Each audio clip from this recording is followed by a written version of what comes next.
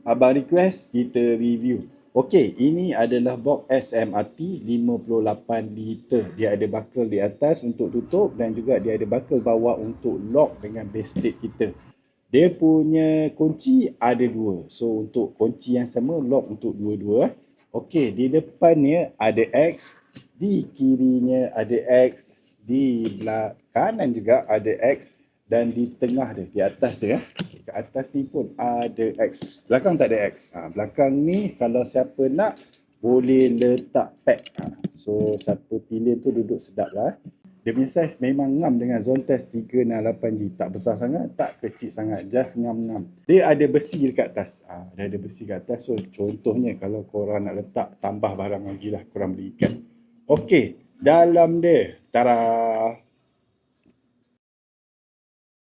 Okey, dalam dia ada padding dekat bawah dengan kat atas. Ada poket dua, lepas tu dia ada safety buckle. So barang korang kalau banyak dia tak melompat-lompat lah. Dan dia juga ada tempat air. So untuk kalau korang bawa air ke apa, korang boleh letak lah. Dia secure je kat situ. Dia punya padding lining dia memang nice, memang quality punya. Dia punya poket pun ada dua dekat atas, ada zipper dan ada satu dekat bawah tu. So korang bolehlah letak barang yang penting-penting, pasport ke apa dekat zipper.